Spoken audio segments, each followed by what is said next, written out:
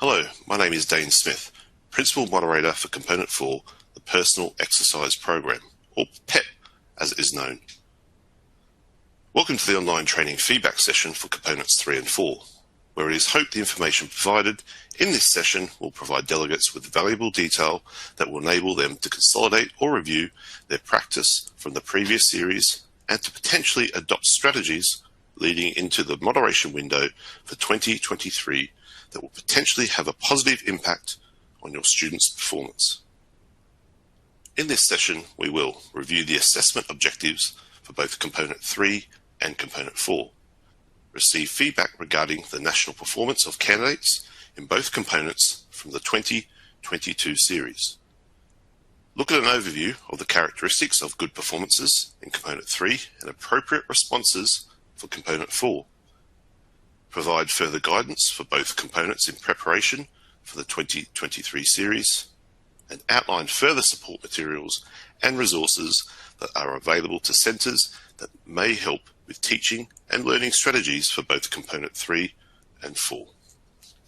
Let's now start the feedback session, first starting with Component 3, Practical Performance.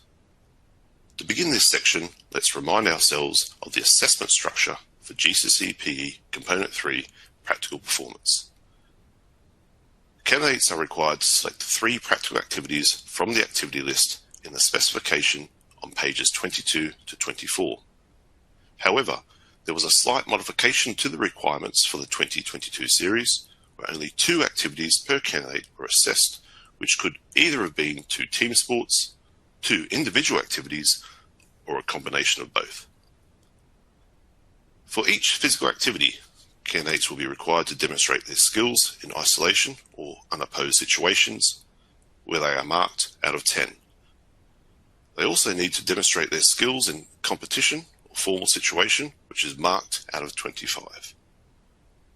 Overall, Component 3 is worth 30% of the total marks of the qualification and has a cumulative raw mark value of 105 marks, although in 2022, this was reduced to 70 marks.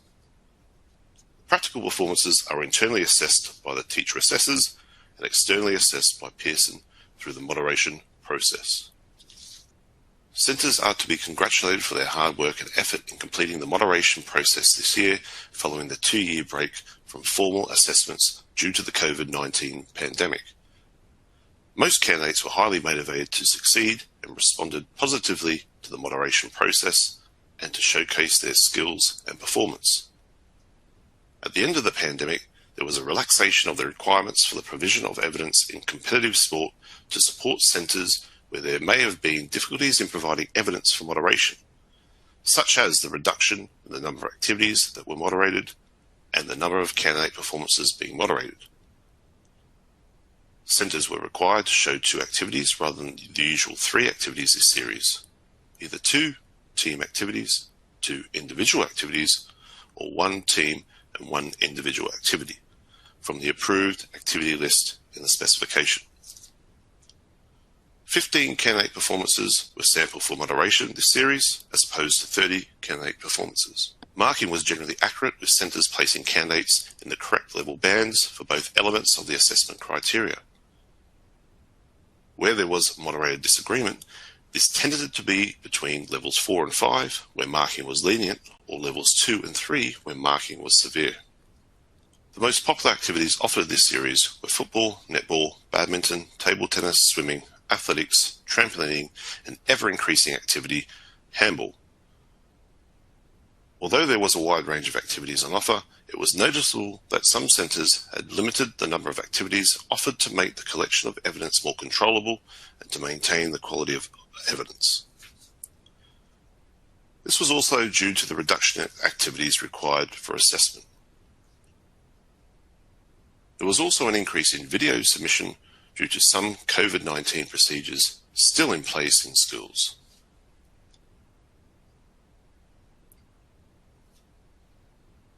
The majority of centres were able to provide adequate evidence of the skills in isolation. However, too many centres are still showing static and simple type practices which do not allow candidates to justify the marks they had been awarded.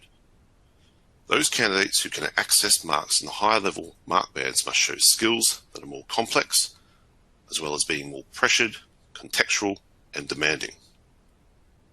Best evidence of skills in isolation was seen when multiple skills or combinations of skills were required in a more conditioned practice. For example, in badminton, a scenario can be created with a short, low serve that requires the opponent to play either a drive or a net drop shot in return. From here, the performer who served will decide on the next shot, and a variety of skills can be witnessed and assessed from this situation. Another example in football could include a possession-style drill where various passing skills, touch, control, and dribbling can all be demonstrated in a conditioned practice. Where a hierarchical list of skills has not been included in the activity's assessment criteria, for example trampolining, it is expected that teacher assessors use their expertise and knowledge of an activity to make a judgment in the difference between a simple and complex skill. The appropriateness of showing the same 4 skills at the same level for all candidates must be carefully considered if there is a difference in the marks that have been awarded to the candidates.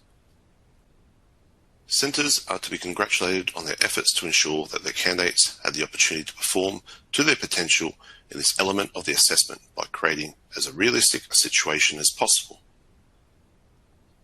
There were a few issues relating to what constitutes a formal competitive situation in activities such as boxing, athletics, and swimming, as well as some of the game's activities. In the boxing activity, it is necessary that candidates perform a competitive bout of 3 times 2-minute rounds, adhering to the England boxing guidelines and being supervised by someone with specialist experience in this area. Any other competitive situation, such as sparring, does not meet the assessment requirements for this activity. For the athletics and swimming activities, it is necessary that the candidates demonstrate a fully competitive race or event against appropriately challenging opposition. It does not reflect the higher marks seeing a candidate running 1,500 metres on their own or a javelin thrower performing 3 throws on their own. If candidates are offering athletics as one of their assessed activities, it is suggested that centres plan and use any of the competitive meetings or events, such as inter- or intra-school house competitions that may take place in the summer months, and film the candidates in a realistically competitive situation. It is important to ensure that competitive games are officiated correctly, to ensure that rules are adhered to properly, and for health and safety reasons.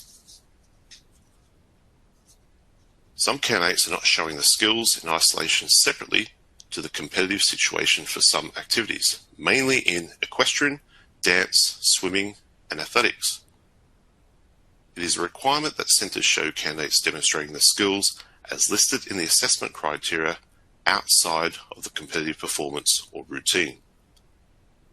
The performance should include the application of these skills in a competitive environment, as such, assessed separately. Due to the pandemic, it was not possible to offer international centres a visiting moderator this year. UK-based centres were also given the option to submit their evidence using the Learner Work Transfer portal. This allows centres to submit their evidence safely and securely. Centres are allowed to have live visits and include video evidence in the sample. For example, if a swimming pool is hard to access during the moderation day, candidates can present their evidence as video. Also, candidates could perform live in one aspect of the assessment, such as the skills in isolation, and then show video evidence of the competitive element on the day. The video evidence is improving, however, there are still several issues which prevent moderators from seeing the justification of marks that have been awarded to candidates, especially at the higher levels. These include candidates not introducing themselves at the beginning of every activity or wearing sufficiently clear forms of identification throughout the activities. Video evidence should not be submitted as a series of clips, especially from different times. Rather, it should be presented as one piece of continuous footage, although the skills in isolation and the application of skills can be filmed separately. The product should be very clear evidence of a candidate's performance in an activity and include all elements of the assessment criteria. This is unlikely to be achieved using a mobile phone to capture the required level of quality of evidence, as it limits the moderator's view of the candidate's performance. If possible, and especially with games activities, it would be better if the filming could take place from a more elevated position. It is obvious that some centres are not checking the quality of the video that is being submitted. The moderator can only moderate based on what they see, therefore centres should check the quality of the video that is viewed by or sent to the moderator and ensure that the evidence suitably justifies the marks that have been awarded. Communication between centres and moderators was generally very good. The newly implemented DLWT portal had some teething problems for some centres, mainly due to the size of some videos and the amount of people trying to upload at the same time. These problems seem to have been alleviated, and on the whole, the system worked well for both centres and moderators. There were several clerical errors with the transference of centre marks from the PE to MS to the Edexcel online mark page, and centres are advised to carefully read the NEA document. The instructions for the conduct of NEA document is published every year prior to the moderation window, and most issues can be avoided by reading this information prior to the assessment series.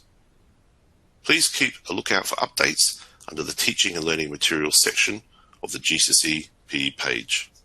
Please remember, candidates will be assessed based on 3 activities, reverting back to the original procedures of the specification. This includes 1 team sport, 1 individual sport, and 1 free choice. Also, the moderation will consider 30 performances as opposed to 15 last year. The moderated performances will cover a minimum of 5 activities offered by the centre. The specification advises that all marking should contain an element of internal standardisation. This could also include teaming up with other schools during fixtures or staff members during intra and house competitions. Early identification of activities and the form of evidence submission should be established soon to help manage internal assessment windows and time to sort out any issues. I hope the feedback provided for Component 3 was useful. Now let's focus on Component 4, Personal Exercise Program, or the PEP as we know it. To begin this section, let's remind ourselves of the assessment structure for GCSE PE Component 4, the Personal Exercise Program. Candidates are required to base their PEP on one of the 3 chosen practical activities or an activity from the activity list in the specification on pages 22 to 24. The areas of content covered are aim and planning analysis, carrying out and monitoring their PEP, evaluation of data, and program. Component 4 is worth 10% of the total marks of the qualification, and the PEP is marked out of 20. The PEP is internally assessed by the teacher assessors and externally assessed by Pearson through the moderation process. On the whole, centres are thanked for the big improvements made in both the standard of the PEPs written by the candidates and the accuracy of the marking. In terms of marking, the agreement between the teacher assessor and the moderator improved by 18% from 2019, so well done. Candidates are using fitness and performance data more frequently when establishing the aim of their PEP. However, there are still too many candidates deciding what their aim is prior to any form of analysis. Overall, the structure of the PEPs has improved with a clear pathway evident from the planning phase to the final evaluation that covers all strands. There are still some centres providing candidates with templates and predetermined questions. Under the JCQ guidelines, this is not allowed, and students should construct their PEPs in an independent format. It is also pleasing to see more acknowledgement and link between the theories of training and the adaptations that could occur to the candidate's PEP, especially during the evaluation section. The PEP should not be viewed as just a separate NEA task, but as a way of students applying the content they have learnt in Components 1 and 2 into practice. Many candidates now provide a more appropriate introduction by including a physiological overview of their sport at the start rather than unnecessary comprehensive player profiles that includes other interests and sports played. This allows the candidates to determine the most relevant fitness tests to be included within the initial fitness test battery, as not all tests from the specification needs to be undertaken if they are not relevant to the sporting activity. There are still too many candidates predetermining their aim before any analysis was undertaken. Candidates should be encouraged to interpret and analyse the fitness data in comparison to normative values and/or more elite data to help justify the aim. A common theme for lower mark tasks was performing every test from the specification and then providing a summary of all results with little application to the aim chosen for the sporting activity. Candidates who scored higher marks in this strand included performance data to assist in establishing the overall aim. On most occasions, the data was utilised effectively and analysed in depth that allowed candidates to construct an effective aim that was performance-based, supported by an element of fitness. Centres are also encouraged to present all data gathered and illustrate the results in graph format. There was a mixed approach to this aspect of the criteria. On occasion, some candidates included brief, descriptive bits of information but referred to the appendix too often. Centres are reminded that the appendix is not assessed and only serves as a reference point. Therefore, if there is any information that could be used in line with the criteria, it needs to be included within the main section of the PEP. With regards to SMART targets, higher mark candidates were able to include specific and measurable targets to aim for, including a fitness and a performance target that was derived from the overall aim. This allowed candidates to write clear, concise, and structured targets which ultimately helped with the initial planning of the PEP and for the basis for comparison in the evaluation. Candidates scoring lower marks just provided definitions with a lack of application of the SMART targets to the PEP. Most candidates selected an appropriate training method, and those scoring in the higher mark bands were able to explain and justify this method. Some candidates are selecting too many methods of training, which sometimes correlates with multiple aims being selected. It is advised that candidates focus on one aim and use one method of training to reduce confusion and increase depth of analysis and evaluations. With regards to the principles of training, where candidates did not achieve marks in the higher mark bands, the information was too generic and lacked application to the overall task. Not all principles need to be included, and candidates generally perform well when they supplied correct training intensities. Candidates on the whole were comfortable in collecting post-fitness data and making judgments about the success of the PEP in meeting their overall aim or individual targets. However, there was a lack of depth regarding the reasons why fitness has improved. Although this section of the specification has improved, higher mark candidates were able to give a deeper analysis of the effects of their training on possible adaptations that may have led to fitness improvements. For example, some candidates who improved in a chosen aerobic endurance test attributed improvements to possible reasons linked to cardiac hypertrophy, which in turn could help to increase resting stroke volume and ultimately decreasing resting heart rate, especially if resting heart rate data was gathered. Also, some candidates retested the whole battery of tests that were conducted at the start of the PEP, which is not necessary, and only tests specific to the aim is required. Candidates marked in higher bands also successfully utilised performance data and compared this to pre-PEP standards. These candidates made clear and measurable links that impacted their sporting performance when offering justifications and evaluations of the different aspects of the PEP. Like with Strand 1, candidates are encouraged to include all tables of data and graphs in the main part of the PEP that will not only assist students to refer to the data more when justifying the effectiveness of their training, but increase the flow and potentially improve the presentation of the task. The amount of data collated pre, during, and post-PEP did have a bearing on the level of depth included within the evaluation. When this was lacking, candidates had no choice but to include vague and descriptive statements regarding the impact the training has had on the outcome of the PEP. Candidates scoring in higher mark bands were able to justify the application of their targets, methods, and principles of training by referring to the data collated from their training logs. Where full training logs were not submitted, this made it difficult for candidates to complete this section and to fully justify the impact that the training has had on fitness and performance.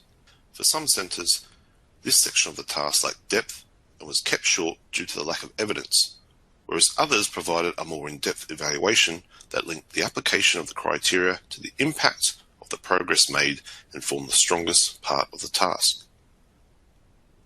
Future recommendations varied and often included a brief line on what they would do next time, sometimes with reference to focusing on another component of fitness, or were completed well, where a full explanation was given with regards to how they could adapt their training plan by modifying the SMART targets, methods, and principles of training to make further gains.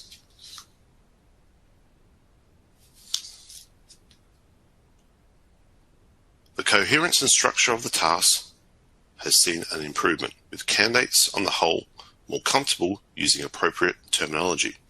A lot of centres use the appendix well as a way of presenting their training logs and data. However, there are still candidates that refer to the appendix too much rather than embedding the relevant information within the main part of the PEP. Centres are reminded that the appendix does not form part of the assessment criteria and should only be used for reference.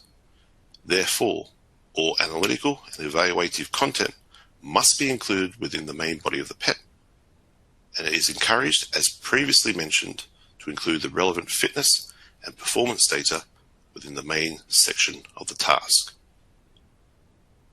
An improvement has been that most tasks have stayed within the 1,500 word limit, although there are still cases where this is not adhered to.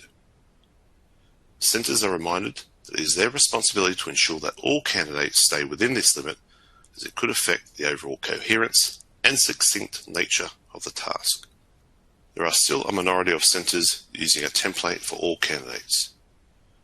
Preloaded questions and advisory notes from teacher assessors are forbidden under the JCQ guidelines, and candidates must be given the opportunity to present their work independently. The key areas of the assessment criteria that need further attention include the following. Ensure that performance data is also included alongside fitness data in determining the aim and measuring the level of impact the training has had on the outcomes of the PEP. Please refer to the PEP Performance Data Examples form on the Pearson subject webpage if collating full game data is an issue. Continue to apply knowledge and understanding of the SMART targets, methods and principles of training in planning the PEP, rather than providing descriptive and generic statements. Use the knowledge learnt from components 1 and 2 to assist in justifying the effectiveness of the training.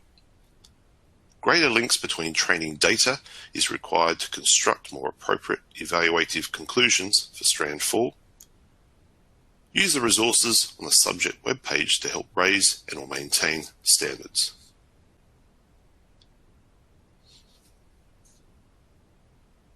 The PEP marking grid has been slightly changed for the 2023 series. Select and justify a component of fitness has now been moved to Strand 2. Therefore, being able to justify fitness tests, gather, interpret, and analyze data form the main aspects of Strand 1. The selecting and justifying a component of fitness should then flow into the justification of the aim and application of SMART targets for Strand 2. Having a robust internal standardization or moderation is good practice. It encourages discussion of and reflection on the extent to which marking criteria are correctly applied. Using internal standardization promotes the sharing of opinions about the work, enhances accuracy, and allows fine-tuning of marks to be awarded. In certain circumstances, it also provides training for colleagues and can support transition when staff changes take place. The process of assessing work might include rank ordering work and ensuring marking reflects this, putting work into bands before finalising the mark, giving the work to other colleagues who assess it without access to the initial marking to prompt discussion and debate, benchmarking marks by comparing them to previous work and examples on the website, reviewing the moderator's report from the previous year.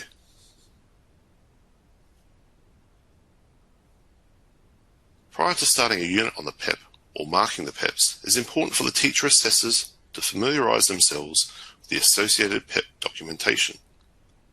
The website has now been updated with various support materials that include extra exemplars with commentaries, a checklist, scheme of work, and examples of performance data collection ideas. Your subject advisor for PE is Penny Lewis. Penny conducts sessions on a regular basis, and any issues relating to the PEP can either be addressed to her or using the Ask an Expert service. We have now concluded this feedback session. I wish you all the best in your preparations for the 2023 series. Good luck.